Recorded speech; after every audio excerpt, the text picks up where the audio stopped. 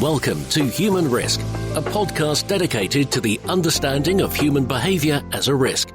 Here's your host, Christian Hunt. Hello and welcome back to the Human Risk podcast. In this series, I speak to people who can better help us understand human decision making and how we can manage it. Now, normally I focus on cognitive errors, but in this episode, I'm looking at physical ones, the kinds of mistakes that can cause life-threatening accidents. And my guest this time is perfectly placed to help us understand the dynamics of how these can effectively be managed. Andrew Blackie is an independent safety and human factors consultant. His company, Abris Consulting, was formed to take aviation safety investigation techniques and apply them to help build operational excellence in the wider safety critical community. He's got an absolutely fascinating background that I'll let him explain in his own words. But if I tell you that it involves Formula One and air safety investigations, you'll start to get the idea. I came across Andrew because I tweeted about some incidents where airplane hangars were being filled with foam as fire systems were accidentally set off. He responded with some fascinating insights, and I wanted to get him on the podcast. As you'll discover from his explanation, what seems like a fun foam party is actually incredibly serious and really expensive. The lessons Andrew can teach us from the physical world apply equally to other processes. So even if the kinds of risk your organisation is facing are more digital than physical, the principles and philosophy he has to share are relevant to how you can effectively manage human risk. I learned so much from my conversation, and I think you will too. So please enjoy my conversation with Andrew Blackie. So Andrew, welcome to the Human Risk podcast. Well, thank you very much for having me along.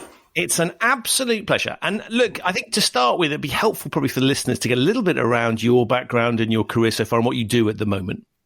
Yeah, so almost in reverse order. Right now I run a consultancy. We help organizations understand their organizational risk. We help them understand when things have gone wrong through investigations. We train investigators. That's primarily been in the airline and aviation industry, but it does branch out into other areas. And we've worked with energetics manufacturers, steel, quite a bit of medical recently, and a little bit of veterinary as well. But my core of my career over the last 20 years now. For the decade before I set this business up 3 years ago, the decade before that, I was a state accident investigator. I worked for the British government. I investigated aeroplane accidents both in the UK and on behalf of the UK around the world, running to around 40 or so major field investigations and lots of sort of paperwork-related type ones as well. That would be anything from, for instance, a single fatality in a light aeroplane in a field in the UK, through to major commercial airliners or things such as the Shoreham Air Show, if you recall that in 2015, where we had a number of fatalities on the public roads there around the airfield when an airplane crashed outside the boundary of the air show. Before that, I was an airline pilot. So I started off flying for a operator who had contracts with the Coast Guard. So I did some Coast Guard flying. I flew for a Formula One racing team for a while. We won the World Championship when I was there, which was very nice. I'd like to claim that was entirely due to me, but really I just drove the aeroplane and did hold a pit board on a couple of occasions, which was quite cool. I then went into the cargo side of that business as a first officer and then as a captain, and then went to a major integrator. That's a company that puts together everybody's parcels, and you've got vans still driving past on the road when you see them today, and I spent a while there. On the fringes of that, in terms of professional development and learning, I am a chartered ergonomist and human factors specialist, and I have a master's degree in safety and accident investigation from Cranfield University, and I still get involved in various little projects and some honorary teaching elements there from time to time. So it's a fairly broad mix. It started off as all aviation, went into accident investigation, and now it's much more about the human side of it and putting that across a range of industries. So you're perfectly placed to help us understand human risk. And I think, interestingly, from my perspective, I focus very much on sort of cognitive errors and sort of poor decision making. You've got a very physical component to that as well, which is, the sort of the consequences of sort of lots of things. I look at is somebody puts the wrong number in a spreadsheet. What you look at in certain parts is the physical end of that as well. Yeah, so that wrong number in a spreadsheet has not just often got a consequence where we look at it and we say, well, at the end of the year, the balance numbers are slightly out, but it may well result in, for instance, having the wrong material specified, which results in the certain thing failing, and that then results in physical harm as well to the individuals. But most of it is about these emergent properties. It's these interactions between our spreadsheet software, whoever has designed our systems, and the operators at the end of it. We've got to be really, really careful because often it's the operator at the end, the last person to touch the system, who gets blamed when it all goes wrong. And in reality, we have to look across the broad system because people do things that make sense to them. And if it makes sense to that worker on that day, it almost certainly has made sense to other workers on other days. And the consequence, whether that's a good consequence or a bad consequence, is often has a certain element of randomness. Are you the worker today who's going to trigger this latent issue within the system and be badly hurt? And then people will say, well, it's to do with you, or is it just random chance? And I think that's a really interesting distinction because often when things are investigated, you're right, it's the sort of the end person. There was a thing recently in Hawaii where somebody accidentally set off the missile alert system. And then if you looked at what the reason that happened was the guy had 4 hyperlinks to click on. And it was really unclear which one was the practice one and which was the real one. And yet he was kind of, I won't say fired, but moved on because he was held accountable. And you could sort of say, to your point, it was utterly inevitable that at some point someone, given the piss poor design, was going to click the wrong one. And possibly the other way around, right? That you might have clicked the practice one when you meant to click the real one. So complete disaster. But it's that sort of, we go for the visible, the person that's on the end of it rather than the designer. And I think that's really interesting thinking. Yeah, absolutely. Our humans in our systems are constantly compensating for the design decisions that we made. There's some of those efficiency thoroughness trade-offs, because you know what? A good piece of human factors consulting or the design of that system would have made that system such that it didn't have those options, or it would be very difficult to choose the incorrect options. But you know what? We've probably saved some money at the start of this by getting somebody to develop it without having to do that. And so we've made that choice. We've made that efficiency thoroughness trade-off, and we're leaving it to our operators to get it right. And our operators are brilliant. Human beings are incredible, and they're adaptive, and they're clever, and they're innovative. But they're also slightly vulnerable to various things. Some of them are cognitive, some of them are physical, and we can't necessarily rely that they're always going to get to precisely the right option, be that on a missile alert system, or thinking in the software world where we continue to see deep cyber attacks. There's another one in the airline industry just the other day.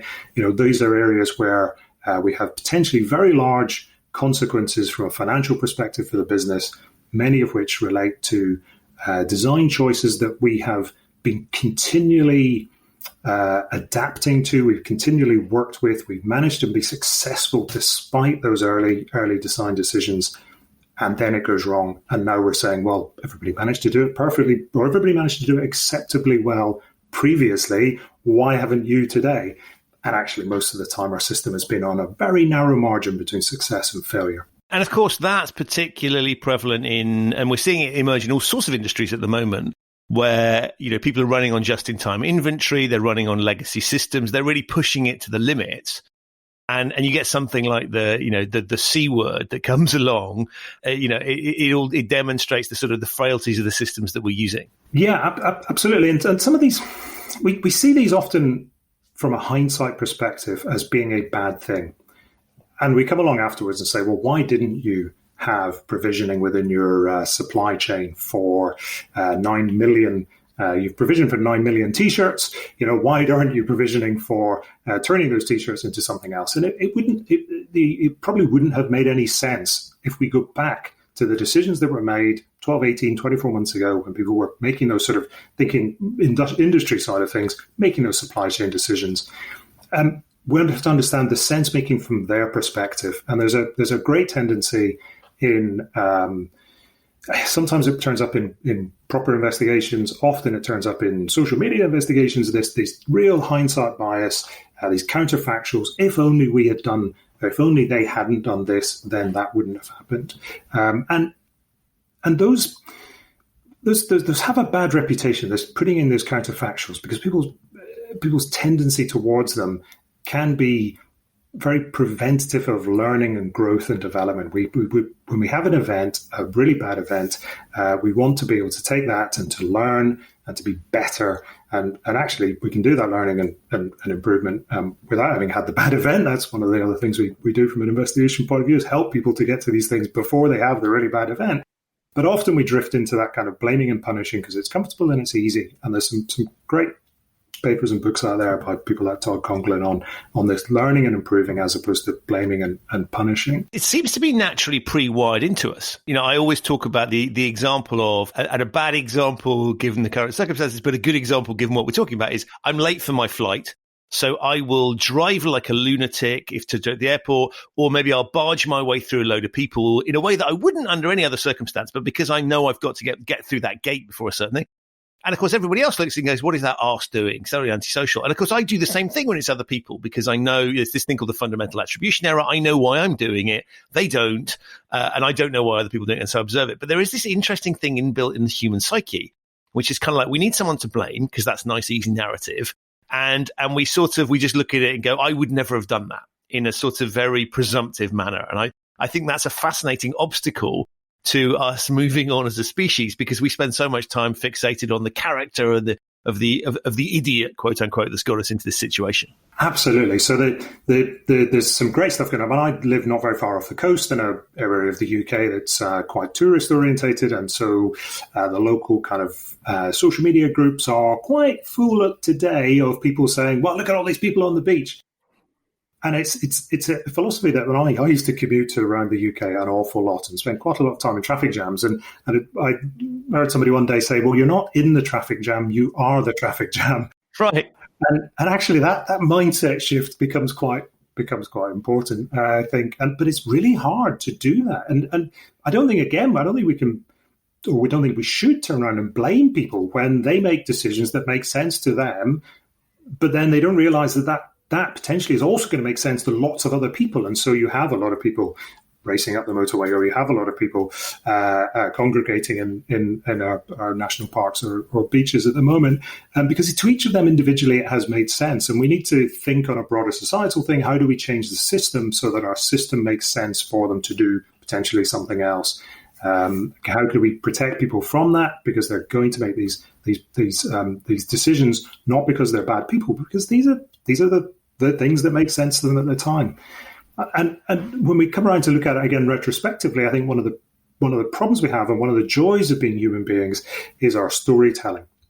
But it's also one of the problems we have. And we are brought up on stories, be they going back to the old original kind of Danish fairy tales, or whether they're sort of the modern apocryphal tales. But these stories, they often have a very defined structure. We expect to see that structure in movies, we see them in books, but we then also perhaps expect to see them in real life. And there's got to be a villain, and it's got to have 3 acts, and things go well and then they go badly. And we then apply that to real life and say, well, if this person has had a bad thing happen to them, whether they have had a load come off the back of a crane and crush them, whether they have made a trade in an oil trading floor that results in the oil price, when the oil price goes negative and they are losing enormous sums of money, there's a way of turning that around and saying, it would never happen to me, but I can turn this into a story that says they were a, inverted commas, bad person. Look at all these people sitting on the 27th floor of their office building in the Docklands in London. They must be bad people. And they're not bad people. They're people.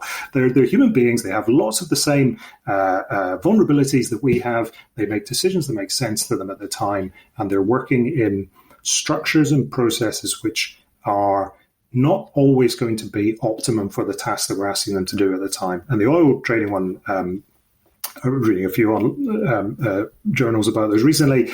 Some of the systems weren't designed to demonstrate negative pricing or to show that the pricing could possibly be negative, because nobody had conceived of that when they designed the system. So you can't then turn around and say to the human being, clearly you should have paid attention to this information over there that is only relevant now because we know the future that you didn't know when you made that decision? I'm really struck by I think the fairy tale thing is fascinating because I actually worked with a guy once who did a degree in, I think it was subversiveness in children's literature, which sort of looked at, if you look at the extremities of some of these tales, it's really, really evil people versus really, really good. So very binary characters, and good always triumphs at the end because you wouldn't want to finish a story that set people off the wrong way. And so this, I think you're right, so sets the narrative for life. And I'm really struck at the moment when we look at, there's this concept of winners and losers. And sort of you have to win everything and you're a winner and everybody else is a loser. And that there's an interesting narrative here around, I never make any mistakes. And we're seeing, there's an unwillingness of certain politicians to admit to having screwed up. And yet we all know the circumstances, as you say, it'll all, with hindsight, coronavirus is entirely predictable. We should have had all these things in place. And it's the idiots that fail to practice. And of course, none of us would get all of it right. Some of us might do better, I would venture to suggest, than some of the people dealing with it at the moment. But there is this fascinating piece, and I'm struck very much around some of the cultures that clearly you are working with industries where mistakes are accepted and they are part of the learning process. Otherwise, presumably, they wouldn't be calling you in unless you were there to sort of get people fired. But I'm struck by that whole narrative about the idea that we praise perfection, and as you say, humans are flawed. Yes, and so there's a couple of things there. Definitely not there to try and get people fired. That's not our objective. Our objective is to make the organization better. Now, some organizations will have decisions where they decide not to continue their relationships with people when they decide but that's nothing to do with my side of the world. But we can generally help people to get better at what they do. Slightly lost my train of thought on that one. Well, so that's the idea about sort of trial and error, learning from mistakes. Yes.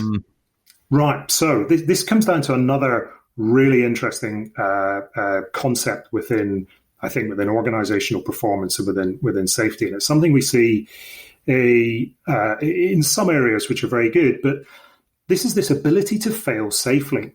Do we have a system in place in our organization that allows people to try things, and if it goes wrong, then actually the consequence is controlled, contained, and limited. And again, we can take this into the physical environment, which makes it nice and straightforward to think about.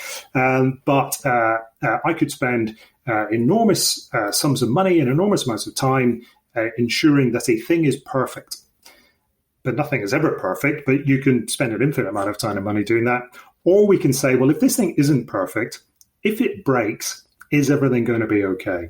And if it is, then perhaps we can do less at the start and be more focused on ensuring that it's safe. And the load lifting and crane industry has a reasonably long history of trying to make sure nothing is underneath the thing that you're trying to carry, because if the cable breaks, then actually the consequences are bad, but they could be a lot worse. So controlling those kind of elements of the risk, the ability to fail safely. And then we look at some organizations which have almost taken this on as a mantra to continually innovate, continually change, accept the failure, and then do that in an environment which is generative. But organizations struggle with that. It might be okay within a small startup. Once the organization starts developing a hierarchical culture, then that rapidly can go away. And if I'm not misinterpreting the kind of whole area of it, even organizations like Google have had to set up organizations within their company where they specifically say, we will innovate. Most of the stuff we're going to do isn't going to work. It's 90+% is just going to turn out to be money we've spent. It's not money we've wasted, but it'll be money and time and resource that we've spent on stuff that doesn't work, because the rest of it, the stuff that does work, is going to be really, really good. And that will make up for all of the rest of it. And so we have to try and maintain that even within organizations where our expectation is things are going to be right every single time. Then we go to other industries, blood transfusion, where we'd really quite like it to be right every single time. Right. And they're very good at that. They're very, very good at that. The UK is incredible at its transfusion reliability and so on. But it's not cheap, and it's not a system you can easily turn on and turn off. And so there are different places where innovation is brilliant, and there are places where you have to then try and keep a more controlled structure to it. And bits of aviation are either extremes of that. We look at the uncrewed, the drone industry that's growing up at the moment. And there's an element there where the regulatory structures around the world, UK's regulator this, is trying to really push innovation and development while also protecting the public from the consequences of these things going wrong. The opposite end of it, we have the scheduled passenger airline, where you buying a ticket on an airline, when we get back to airline operations in a normal-ish way, whenever that might be, you shouldn't have to think about the risk involved in that transaction. I think there are probably places where the world where you may still have to, but fundamentally, if you buy a ticket on a UK airline, you should not have to be thinking about whether airline A is safer than airline B, because that should be assured for you. And all you really should have to think about is whether you prefer the gin and tonic on airline A versus the range of innovative local IPAs they have on airline B versus the plastic cup full of water, but you've saved 200 quid on your ticket on airline C. And that's the sort of places we want innovation in there. We don't want innovation in other bits. And it's interesting because I always use Netflix as an example because they had a sort of corporate policy which was to say we need to split the world into recoverable mistakes and irrecoverable ones. And so we say to ourselves, there are certain outcomes we don't want under any circumstances. So that might be customer credit card details get exposed, that sort of thing. We can't ever have. So we lock that down. There are other things where we go, actually, screw-ups are going to happen, and we just accept the fact that we can recover from them, and therefore we will write policies, and clearly this is much less physical and much more in the sort of programming to an extent, and we will build a policy framework around that, which sounds like it's a similar sort of model, which goes, because if we don't innovate, we're not going to change anything. But equally, there are as you say, you don't want someone innovating with how you maintain an aircraft. That's not a space where we want anybody to be doing any free thinking. But that strikes me as it's the same sort of mentality that you're describing, albeit just in a digital rather than physical world. Yes, now they're another organisation that's very good at this, and I would say I know one or two of the people there, but in reality, I've only ever spoken to them online. But it's probably a bit like a lot of people's relationships with different parts of the industries these days. You have a conversation on social media trying to understand what they're doing.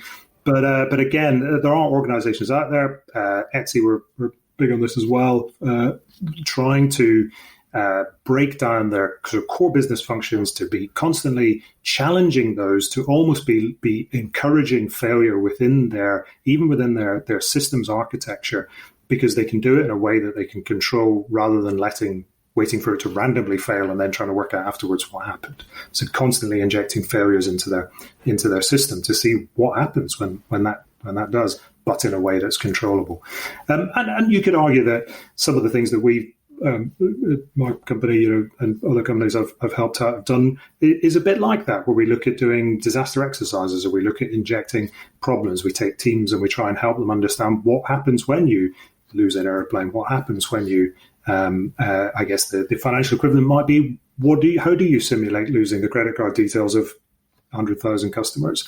That's the kind of, if we can practice and try that in an environment that is safe and controlled, then when it really happens to us in the live environment of the world, then it will never happen quite the same, but at the very least we'll have built processes and structures that help us have cognitive hooks that we can hang on to and say, I've seen something like this, and it roughly goes in this way. Trying to create a process and a procedure for absolutely everything is never going to work. But we can try and at least cover off the most likely ones, and then leave you in a really good place to understand the ones that are fringe conditions from there. That brings us kind of nicely to a topic that you and I exchanged online, which it seems to have happened a couple of times recently, which is that we've got airlines who have a lot more aircraft than normal, I guess, stored away for obvious reasons. And there's been a couple of incidents, and the latest one was American Airlines, where for some reason the safety system kicked off, and you've got video footage of airline hangars filling with flame retardant or flame prevention mechanisms. So there's just it looks like planes are having a massive foam party. Clearly not a desirable outcome, not an expected outcome. And you rightly made the point that this, we all laugh at it and go, how could that happen? But there's some really interesting other learning points off the back of that. Yeah, so this is not It's almost to the point of saying, not unexpected. So I looked at it a little bit. There was one in the UK only a few weeks ago, and I thought, well, that's interesting. And I just did a quick bit of research and went, wow, there's a lot more of these than I expected. And then, of course, the American Airlines one happened very shortly afterwards. The US Air Force wrote a paper on this, suggesting that with they have about 150 hangars or hangar facilities with these systems installed, and they were running at about 20 a year. Were going off at one point. Wow. It's an incredible number. Sorry, 5 a year. Rephrase that. So the US Air Force have about 150 of these installed around the world, and they were running at about 5 a year. So 25 over the 5-year period that they. It's still studied. A lot, right? And that's an incredible number. And they're really expensive. So finding the exact details on them are a little bit different. But if you think about a modern jet fighter airplane, anything for a brand new one from 60 to 120 million US dollars, the US Navy suggested that the cost of taking all the bits out, cleaning them and putting them all back in again is about half the price of buying a new one. So you have a dozen of these in a hangar, and you've suddenly lost you've suddenly got $1 billion missing from your defense budget for next year. That might be okay if you're the Americans, but most other countries, that's a lot of money. The civil airliner world, not quite the same, because our airliners, weirdly enough, sit much higher off the ground, and they're perhaps not as vulnerable to some of this, but you're still looking at some significant claims. And one of the airline industry insurance organizations, Global Aerospace, published a paper a few years ago where they said that they had seen a claim of $25 million in the civil world for a hangar filling with foam, and that's a substantial sum of money. So what happens here? So go all the way back to the 1940s, hangars being built, Second World War type era. Not much in the way of firefighting. Maybe a hose you could connect to the side of the hangar. Hangars burned down. People say, okay, this is becoming quite expensive. 1950s, 1960s, building codes, different regulations around the world say we should have some sort of sprinkler system. Sprinkler is common in all sorts of office and industrial settings. And so there's water deluge systems installed. Water's not great for an airplane, but it's not, it dries off and it doesn't necessarily leave a bad residue depending how much rust you have in your system, I suppose. By the 1970s, airplanes are getting quite big. And so people start becoming worried about a couple of things. One is the ability to lose lots and lots of fuel around the ground. And the other one is that the airplane itself provides a shadow, so almost like a rain shadow, so an umbrella. So fuel spills on the ground, catches fire, water deluge system goes off, but the airplane is between the fire and the water. And so either the water and a fuel fire, not necessarily a great thing, but weirdly in a hangar, you're trying to actually wash all the fuel down into the underground system where it can be dealt with and away from the airplane. So it's not suggesting you should pour water on a fire involving a liquid fuel. That's in a domestic setting, don't do that. Leave that for professional. So anyway, having quickly got it back from that small issue, by about the 1980s, we start looking at these really high expansion foams. And so rooftop monitors dropping very large volumes of foam, which then expands. And in terms of the sort of expansion rate, you're talking about in 20 to 30 seconds, you're looking at having about 30 centimeters of foam, perhaps a foot of foam across an entire hangar. That might be 15,000 square meters, filling that to a depth of a foot in 20 seconds, perhaps 80 centimeters to a meter in about a minute. And these supplies might run for 15 minutes or more. So you can imagine you can build up an enormous depth of foam very quickly. One of the other problems, though, is that Global Aerospace said they looked back on 10 years worth of data and they couldn't actually find any fires that have been put out by this.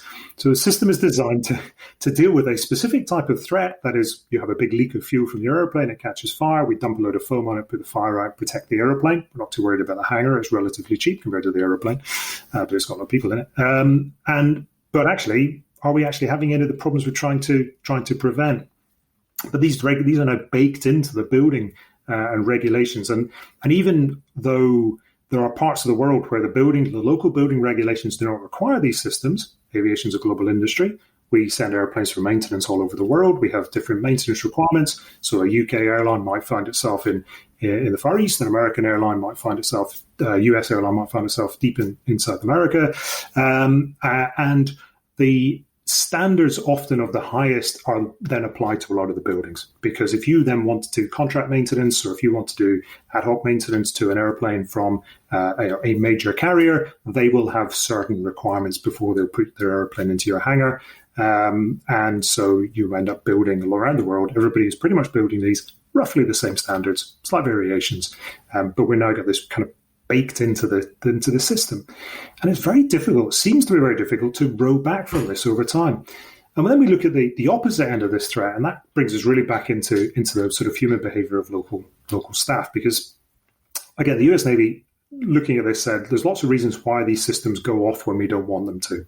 Some of those are simply within the inherent design of the system. We want them to be very sensitive. We need them to be able to respond very quickly, and that line between success and failure is very, very narrow. And so they get spoofed by camera flashes. They get spoofed by sunlight glinting off a mirror that somebody's brought out one day. They have, there's an electrical spike because of a lightning strike a mile away, and it sets off the system. So it's not uncommon for these to go off. The human loss in all this that I've been able to sort of track down, we've got a US airbase in Florida back in 2014, where the foam system went off. It filled the building with foam. Everybody had left the building successfully. A group of contractors who were helping clear up outside then decided that it might be interesting to go and have a look at this from the safety of a gallery that was above the height of the foam. So they found a way into the building. They went up onto the gallery. They looked around. They took some pictures. They then went to find their way back out of the building and inadvertently ended up on the ground floor in a lift. The doors opened and it filled with foam. And then one of the contractors subsequently lost their lives in this. And the foam looks like it's going to be a fun environment. I've never been to a foam party in Ibiza, but people say they're quite good fun. Right. But suddenly you've got tons of this, and it's more akin to being buried underneath an avalanche. The visibility is extremely poor. It's very difficult to breathe. There are lots and lots of things on hangar floors to trip over. We tend to the regulations tend to require safe access paths in and out. Those tend to be marked on the floor. But once you cover the building in several meters of foam, you're not going to be able to see where those are. And so these four contractors, three of them eventually managed to escape, and one of them was later recovered from the building and subsequently died. So there are definitely some human risks there. The question is, why did it make sense for them? And why does it make sense for people to do other things? And again, we look at the American Airlines video. And how did we get that video? Well, somebody stood in the hangar while it was filling up the foam and filmed it and then posted it on social media. And there are now 2 or 3 different views of that, including one where the person who stood next to what looks like an exit from the hangar into the office area that is propped open with a wheel chock. So this is the thing you put under the wheels of an airplane to stop it moving. So they've then propped what will probably be a fire door, but it's certainly the thing that will try and stop the foam coming out. But we've propped it open with a chock. Really? Okay, so how do we understand, how do we prevent this sense making? Well, back in 2014, when they went to interview these contractors, they realized that nobody had told them the foam was dangerous. They had no domain knowledge about what was going to happen with this foam system. They had no idea that the situation they were going into would be unsafe. So there's an element there of training, there's an element of instruction, there's an element of building a safe system around them to help protect them. Can we tell everybody about everything that's safe or unsafe? Probably not. But can we give them analogs? If you'd said to them, even is it enough? You perhaps don't have to tell them the chemical composition of the foam, but is it enough to say that being on the floor of this in the foam is like being in an avalanche? That sounds pretty bad. I don't have any experience of being in an avalanche, but from a cognitive point of view, I can think that's a really bad thing. Problem with that then, of course, is that they had no intention of actually ever being on the floor there. And so now you have to look at the sense making and say, okay, so how do we automate our system? So if our hangar fire alarm has gone off, why is the lift still working to take people down to the floor of the hangar? That seems like a sort of thing that is both common amongst buildings, where in the event of a fire, this lift will return to the ground floor, the doors will open, it will remain there unless a firefighter uses a special key. All of these things tend to be built into automated systems when we think about these second and third level risks. But equally, again, it's that where are we going? If we take away from hangar fires for a minute and we look at passenger behaviors on airliners. So again, we see a number of videos whenever there's an evacuation on an airplane for whatever reason, smoke in the cabin, bad smell, potential problem. And most of these evacuations are for situations which the crew are uncertain that they're not going to be dynamic. So the situation is not definitely stable, so we're going to evacuate, and therefore everybody's going to get out. And though ultimately, when we look at it afterwards, you go, airplane's fine. That's only with hindsight, because there's those odd ones. There's that one in however many it is where airplane's not fine. And as we saw in the Moscow accident of a couple of years ago, the airplane is very much on fire, and we have a large number of fatalities. So those decisions can be one of the ways we help train pilots that we talk to them about, is this event stable? Are you certain that things are not going to change? Because if you're not certain that things are not going to change, you are probably safer putting everybody out down the slides, even though we expect injuries when we put people down the slides. Putting a couple hundred people out of an airplane down the slides is likely, or is almost expected, to lead to, at the very least, friction burns, but probably a few limb injuries and fractures and so on. But it's still better than keeping everybody on the airplane if the airplane catches fire. So these are really, really narrow decisions, but we spend a lot of money and a lot of time training pilots around these things. It's something we've learned over many times in the industry, but we often don't train people outside of that domain to try and give them these skill sets which build around some of the decision making. And we certainly don't take time training the passengers. At best, your passenger will have seen a video. Those are of varying quality. Some of them are very good. Some of them are pretty much marketing. Some of them are obscure. Some of them are, I'm not going to criticize any individual ones, but equally, when you get to the frequent traveler status and even being an aviation safety person and being really interested in how we present this information to the public, and spending a lot of time the other year on a project which resulted in me flying more. I did more flying hours than some of my pilot friends, and I mainly did it in the back with a tonic. Even at that point of saying, I know it's really important not just to watch this video, but to exemplify a behavior by watching this video. So I take my headphones off and I pay attention, because I know that other people will look at me and go, well, that person's paying attention, so clearly I should pay attention. Whereas if I sit there with my headphones on and reading my Kindle or doing the last minute check of WhatsApp before the flight departs, then I am exhibiting I'm exhibiting a poor behavior, really. I mean, I'm socializing that it's acceptable to do those sorts of things. Even then, I've got to be honest, there are times when your eyes kind of go a bit glazed and defocused, and you watch the video and you go, right. And the thing that really got me was I took a flight on an A380 with an airline a few years ago, and I would have said up until that point, the A380 was relatively new, but up until that point, as I said, I knew pretty much how all the doors worked on all of the airliners, because they all work in pretty much the same way. And the slide on the A380 is different from the slide. So if you open the door, instead of pulling a handle on the floor, if the slide doesn't automatically deploy, instead of pulling a handle on the floor to deploy it, there's actually a push button on the side of the door. And I had no idea going into that airplane that was the case. It was only when I picked up the card, had a look at the card, had a look at the video, had a look at the card, and went, wow, that's different from my expectation. I hadn't picked up on that previously. Good, this information is useful. But to expect the average passenger to sort of have perhaps the inherent knowledge behind that, I think is challenging. So people do things that make sense to them at the time. And stopping and taking pictures kind of makes sense to people at the time. Often when we see people, they have moved away from the aeroplane, they stop, they turn around, they try and take a picture of the aeroplane. And we start seeing sort of almost like victim blaming on social media. People say, well, this is outrageous. You can't possibly do that. That's really unsafe. Well, yeah, I know it's unsafe because I know that the fuel on the wing can boil. We can generate high enough pressure to blow the surface skin of the wing off, and you can get killed by that, as happened to a firefighter in Dubai a couple of years ago, tragically. But the average passenger doesn't know that. And so they move away from the fire, they move away from the smoke zone, and they go, well, I'm okay now. And they're going to stop and try and take a picture. So we need to build a system that encourages them to keep moving clear of the aeroplane. We need to have enough ground staff in order to assist this. We need to be able to respond quickly enough to help move people away. And again, the standards are very high around the world. The standards are consistently very high, but they're not perfect. And we struggle with some of these things as well. And I went to an event, an evacuation when I was an investigator at an airport, which has a lot of water right next to the runway.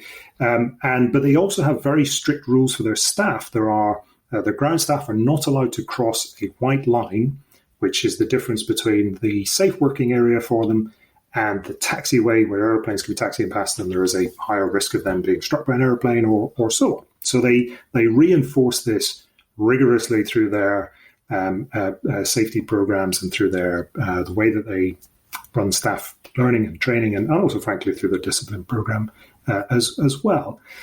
And yet, in this event, the airplane had just taxied away from the terminal area. It was next to some water.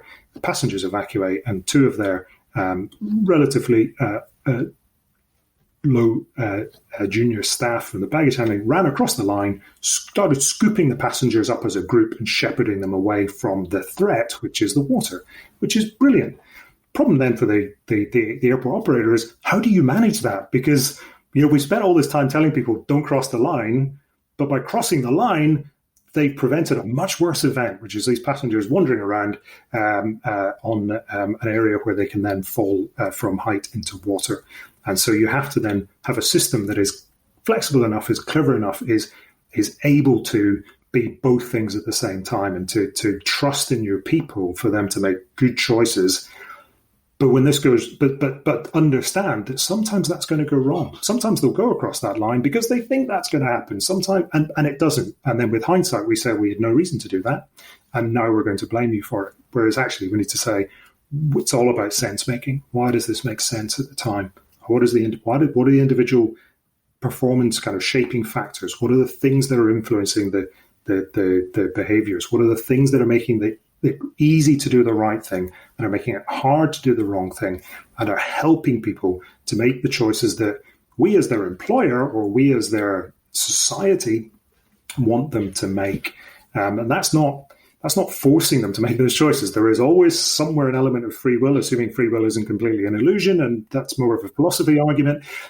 But we can definitely help people to do more of the things we want them to do and less of the things we don't want them to do, based on things that they themselves would want to do. And that's, I suppose, part of the philosophy behind some of the recent behavioral economics type things that we've seen across a range of industries now. Wow, that's amazing. I mean, so much stuff to unpack. I'm not even. No, it's brilliant. It's absolutely brilliant.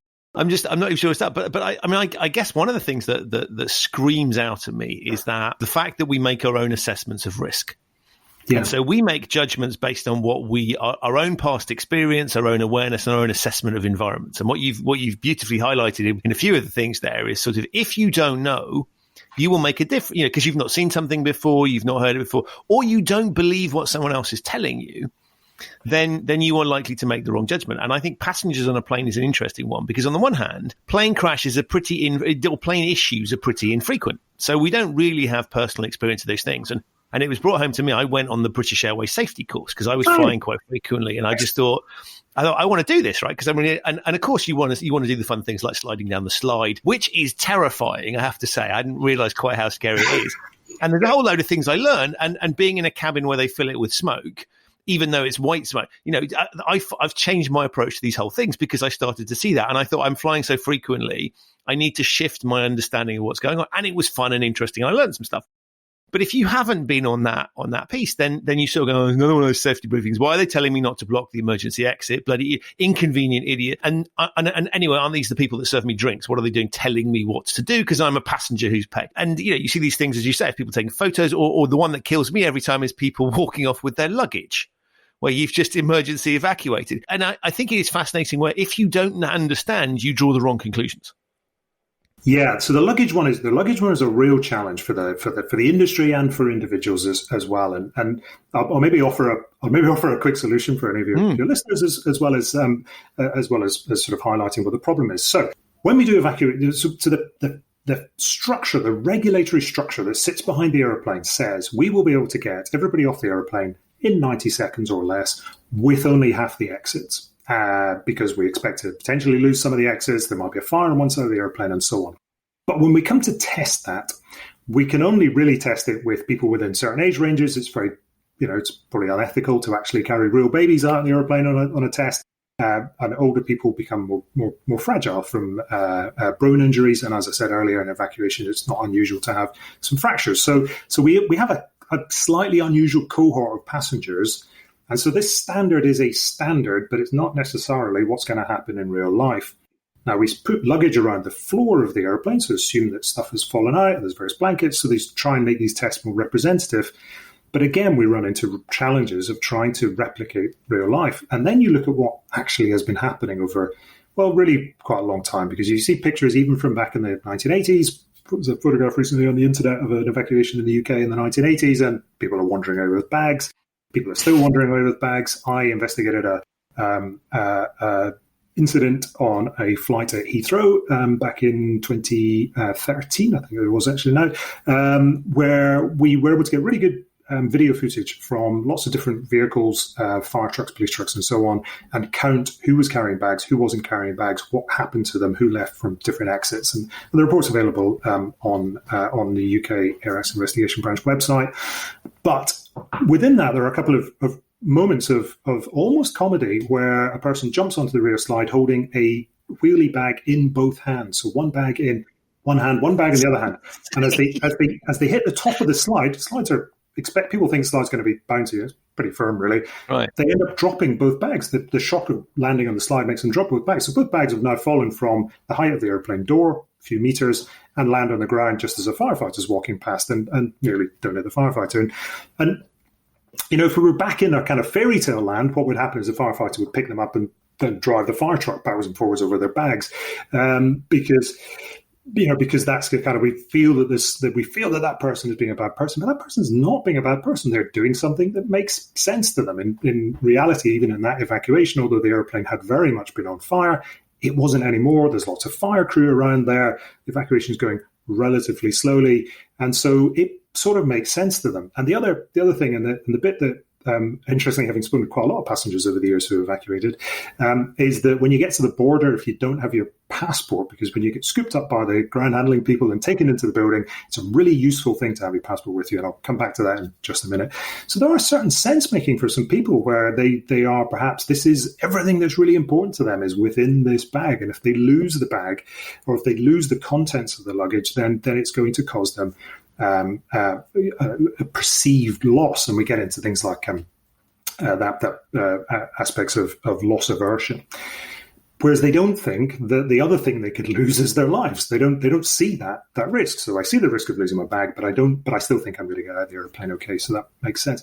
And we had about 30% of the passengers on that flight left carrying luggage when we were able to review it out of the 75 or so passengers. The Royal Aeronautical Society did a survey a couple of years later where they asked UK passengers whether they would stop to take their luggage even if there was a life-threatening situation, and about, I can't remember the exact number, but it's about 35% said that they would, which when you then look at what people actually do, it's pretty reliable for a survey, to be honest. Wow.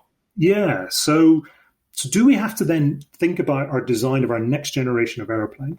Because it's very difficult to change the current design, but do we then have to think about how we change this regulatory test to say, well, actually, maybe 1 in 3 of our passengers should be carrying a bag. Maybe we have to design for that. Maybe we have to, and there's various ideas thrown around, ban luggage. It's probably not going to work from an economic perspective. Lock the overhead lockers. It's a harder thing to do from an engineering perspective than it appears to be. It's one of the solutions that seems really simple, but is perhaps more challenging to actually do and do reliably. There's various bits around that. Or do we take a different view and say, well, actually, right now, your prospects have been involved in a fatal accident on an IATA, so International Air Transport Association, which is a sort of members group for most of the world's large airlines. If the accident rate there was running at about one fatal accident for every 33 million departures. And in those fatal accidents, almost everybody survives, 90+% of people survive. And so your personal risk of being involved in a fatal accident is very small. And even if you're in a fatal accident, your risk of being significantly harmed in that fatal accident is even smaller. And so can we accept this ongoing risk? So do we have, and generally these are answers not necessarily even for the industry themselves. These are answers for society to come up with. So these are, this is about how much risk do you as a traveling public prepared to take? How do we as an industry then respond to that? And every time we've got safer in the airline industry, public expectation of safety, when you look at surveys and question the public and so on, gets better as well. So it's not like we've got a huge margin where we're this safe and the public are okay because they don't think we have to be any safer than we were in 1963. That's not the way it works. We've been consistently getting safer. The public expectation of us and what they're prepared to accept is consistently getting higher. And so we have to continue to meet the standard that we want. So anyway, so my top tips for being an airline passenger, and some of these are really hard to do because as a business traveler, you're often coming straight out of a meeting, you're wearing a suit perhaps, you've gone into the lounge, you've tapped up the report on what you've just done, you've then jumped on the airplane and now you're still wearing a suit. But if you can, I would always travel wearing something where I can have in my pocket my passport, because that's kind of important to me. At least one credit card, because then I can do stuff there. Your car keys, which could probably be useful, or whoever you're potentially getting home. If you're living in a big city, then you might just be able to use your credit card to get backwards and forwards. And so I would have those items in a pocket. I often, if I'm not actively in and out of a meeting at the time, I'll travel in sort of the equivalent of hiking trousers with a leg pocket, because then that's not going to constrain my ability to put the seatbelt on. And I know where those are, and I don't have to use my hands to carry them, because if you can survive the initial impact, and almost everybody does, then you're in a good place to escape. So adopt an appropriate brace position if you're asked to, because that will help protect your legs from injury, help protect your arms, helps protect your head. You then pay attention to the cabin crew when you're asked to get out, you can then get out, count the number of seats to your exit, which may be behind you, and you, I'm sure, know all of this. But if suddenly your situation can transform from stable, oh, look, there's a little wisp of smoke in the cabin, to unstable, I can't possibly see anything, very, very quickly. There's a really interesting report on a fire in a cargo airplane in the US 10 years ago now. And so this is only a crew of 3 people who fly. This is like being in your own office. You fly this airplane every single day. And so you would expect them to intuitively, if I asked you now to close your eyes and to walk to your office door, you've got a pretty good chance of being able to do it. They detected a fire. The cargo system detected a fire when they were about 8 miles out from the airport, a couple of minutes away at most from landing. They declared an emergency to the air traffic. They landed. They stopped in the middle of the runway. And as they stopped, it went from a cabin environment where they could see and where they were just thinking, okay, is this actually bad or not bad, to the point where one of the things we want the crew to do in this case is to take with them the record of any dangerous goods that are on the airplane. And on that particular airline, they Velcro that to the back of the captain's seat. So that literally, as they get out of the seat, they can just pull the Velcro off and go away with it. So they couldn't actually find the Velcro holder on the back of his seat. The smoke had got that thick that quickly, and they managed to get out. The airplane has some pictures of it various places on the internet, and it ends up being totally burnt out.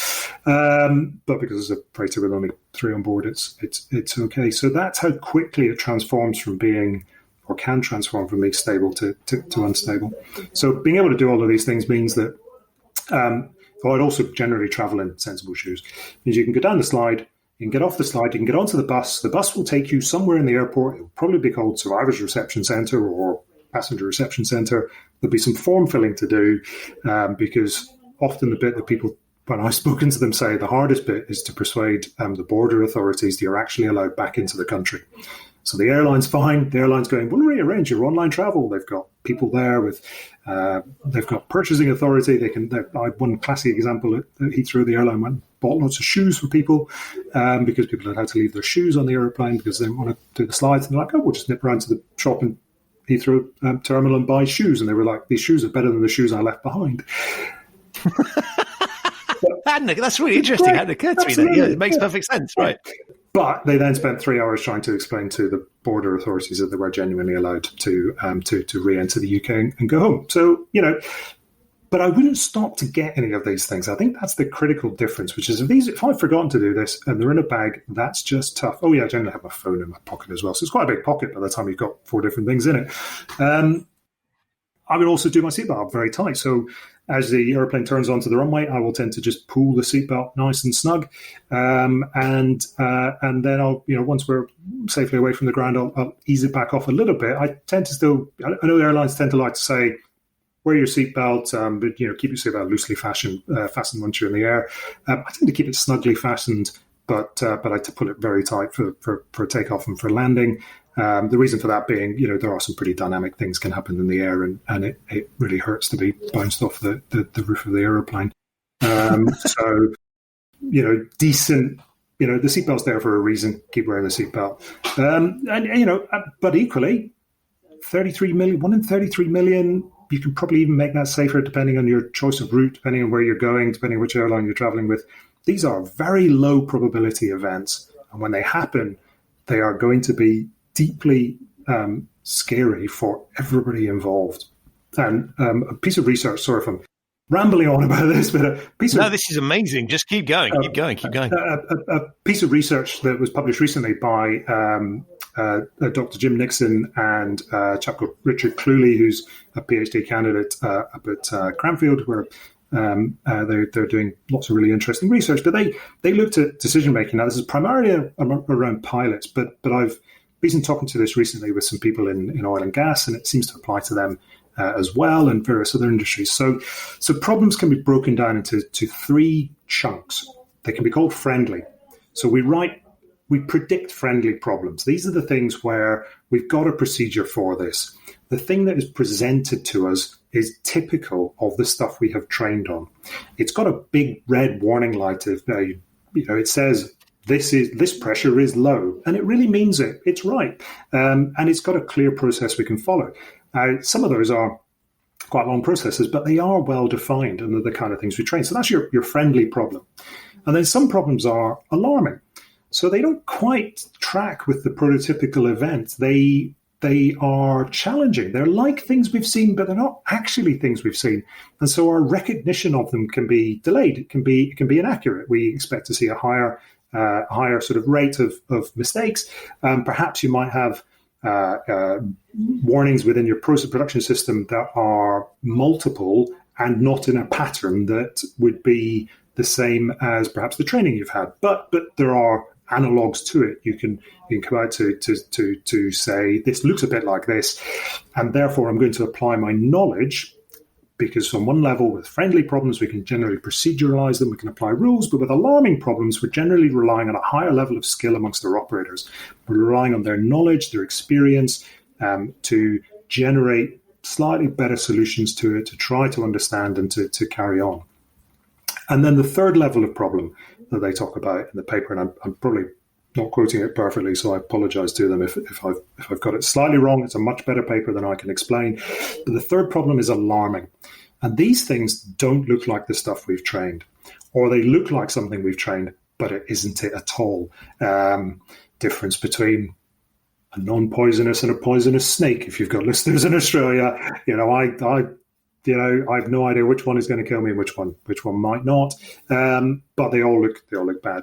But these problems are deeply troubling. They are the sort of situation where we are not going to continue normal production, and our ability here, we're thinking about surviving. In a medical field, we would talk about this is where, rather than trying to continue with the operation, all I'm trying to do now is keep the patient alive.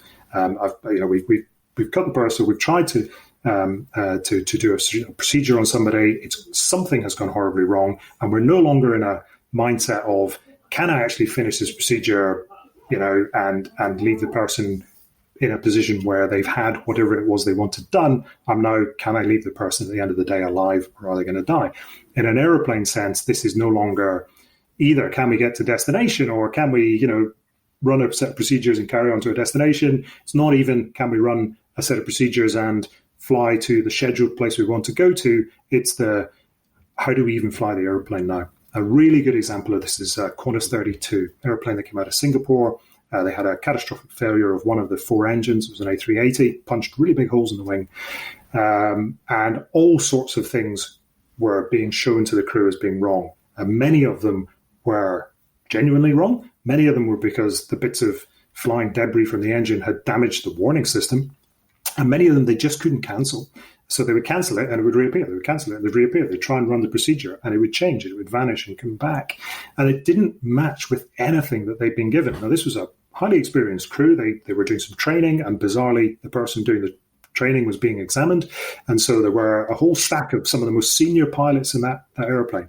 And there's a couple of really good books and various bits from the crew on there. They talk about turning the whole situation on its head, and a bit like some of the aspects, I suppose, of sort of Apollo 13, to quote one of these sort of cases. But this is a situation where we're no longer saying what doesn't work. We're now saying, well, what have we got left? What actually works? What can we rely on? What can we anchor ourselves off of, and then try to survive? We are very much in survival mode with these alarming problems.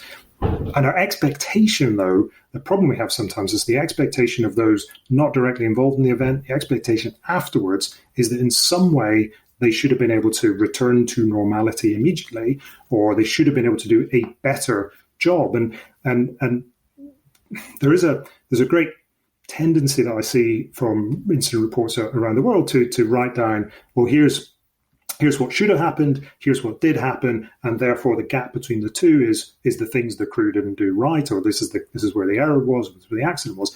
They often miss out the kind of what normally happens in the middle. So this is what we write down, and they often forget the fact that the work that as we've imagined the work is very different from the work that people tell us about. Is also very different from the work that people do.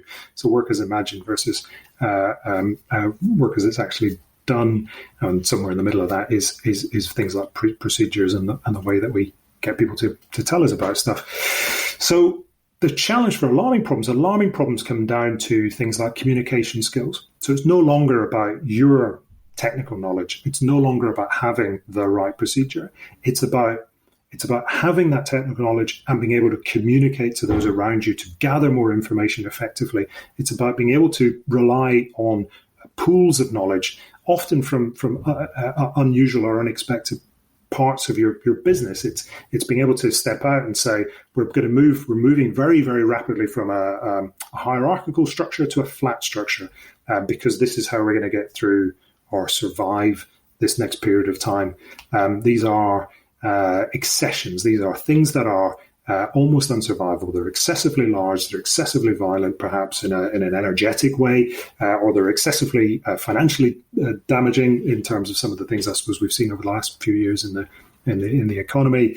And so it's more about how we survive these than about how we continue with our intended production. So friendly problems, nice and straightforward, sort of thing we see every day, map really nicely to prototypical events. Alarming problems in the middle, and then hostile problems at the far end, and genuinely hostile environments for people to be in. And we have to see this through the different perspectives of people. So the paper on that, which, as I say, does much better than I can, is Cluley and Nixon, and they will undoubtedly make far more sense in a far shorter period of time than I can give justice to. Wow. I've just literally been just listening to you. I've just looked at the clock and we're clearly running out of time. So that was incredible on so many levels and so much more. I would love to spend ages unpacking with you, but sadly we'll call it there.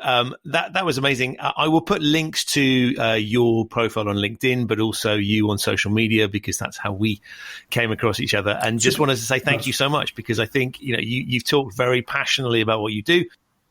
It's been really enlightening, and there are so many parallels and things bouncing in my brain around how we handle what's going on at the moment, how we handle things in our personal lives, that I think is incredibly valuable. And I love some of the thinking that I think is so ingrained in the industries you've come from, that is so lacking in other situations. And if we look at the way many companies run, it is fine. The risks arguably aren't as great, but you sit there and say you could learn so much from that. So there's so many things in that I'm gonna give this another listen. So. It's been a supreme masterclass on behalf of my audience and myself. Thank you so much for that. That was great. And I'm also delighted, by the way, back to your point around, we should just be able to get on planes. I'm delighted that there are people like you out there doing these things, because it often occurs to me we rely on people, as we're seeing with some of the delivery drivers and health professionals now. We rely on people in society that we don't always see and we don't always value. And I think just knowing I can turn up to an airport and there are people like you behind the scenes making sure it's okay. It makes me feel like a damn sight better. So thank you for that as well. Brilliant. Well, hopefully we can get back to whatever the new normality will be for the various industries in the not too distant future. Because I haven't been on an airplane for far too long so far. And whether at the very pointy end of it, or whether, frankly, sitting sort of a few rows back drinking gin and tonic, there's definitely a bit is missing on that the travel at the minute. But yeah, absolutely. Groundhog Day is kicking in along with the wrong kind of I'll take some cabin fever when it's on a plane. Yeah, absolutely. Cabin fever at home is not what I'm looking for. Brilliant. Thank you so much. Super. So that's it for another episode of the Human Risk Podcast. My enormous thanks to Andrew for appearing and to you for listening. To find out more about his company, Abris Consulting, and to read some of the research that he referenced, please have a look in the show notes. There you'll also find details of the Human Risk newsletter and the Human Risk video channel, so if you like this podcast, you can find out more information about human risk. If you have a chance to leave a review for the show on whichever platform you're using, that would be hugely appreciated. It really does help get new listeners and allow me to attract high quality guests. Thanks to those of you that have already left reviews. I'll be back very soon with another episode of this podcast, but in the meantime, thank you so much for listening and stay safe.